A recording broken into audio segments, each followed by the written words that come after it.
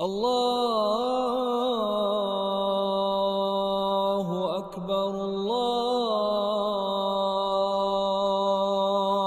Akbar. Жеміс деген нәрседе, құрметті жамаат, жердің бетінде жүзім бар, жәннатта жүзім бар. Жердің бетінде анар бар, жәннатта анар бар.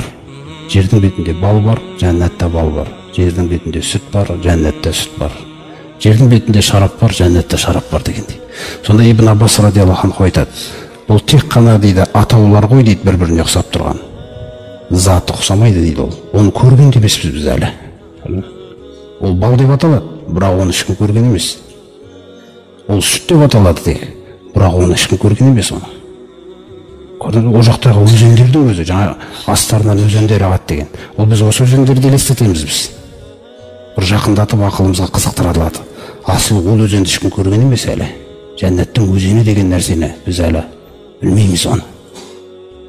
Раббымыз ғайыптан уәде етті да оны. Мен уәде еттім, нақты бар қасымда дейді, болды.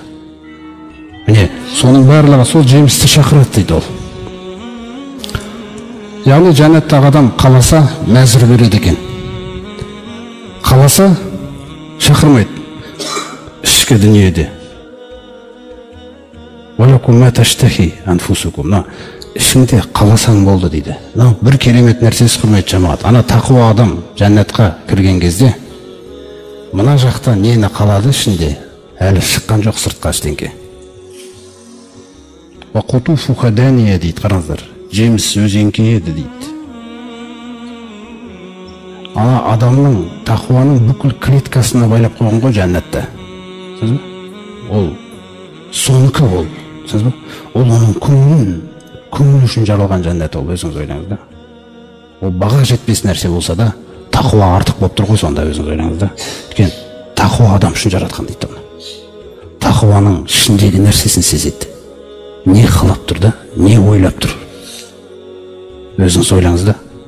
Қутуфуха дания, жемістері төмендеп еңкейеді. Бифахихатин касира дейді Алла Тағала. Ол жемістер өте көп дейді. Ол жемістер өте көп дейді. Біз қазір жердің бетіндегі жемістерді санап тізімге түсіре аламыз да, сонымен бітеді ол.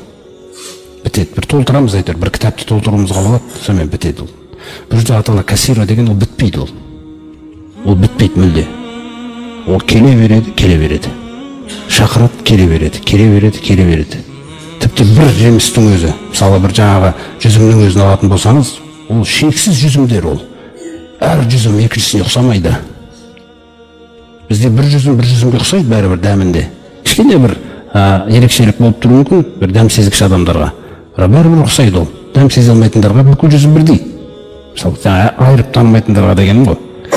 Ол жақта әрбір жүзімнің дәмі басқаша мүлде. Кім оны істей алады? Әлемдердің Раббысы. Ол мен дайындап қойдым дейді оны. Сөз жоқ дейді, оны дайындап қойдым дейді. Не? Ол өзінің тақуасын күтіп тұр деп отыр да Алла Тағала.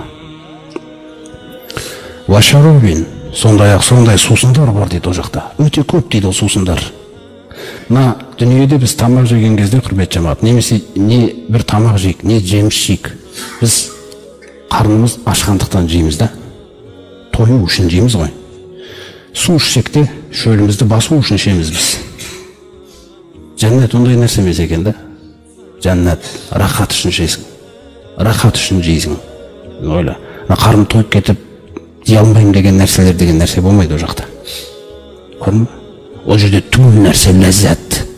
Мина жүзімді жейдің ба? Субханалла. Алла Тағала айтады, сөздері субханалла болады дейді. Өйткені бүкіл нәрсеге жұқып кетсең болды сондай да. Субханалла, мынау не деген? Субханалла, субханалла. Адамның өзі өмірде де қалайтын нәрсесі осындай бір рақат өмір емес па негізі бір? Рақат, өмір, нәзіктік, түгел нәрсе бола берсе деген. Бірақ дүниені сынақ қылып жаратты да, ол нәзіктік рақатты жәннатқа қойып қойған екен ғой Алла Тағала. Жәннаттың өмірі нәзіктік, рақат, қуаныш.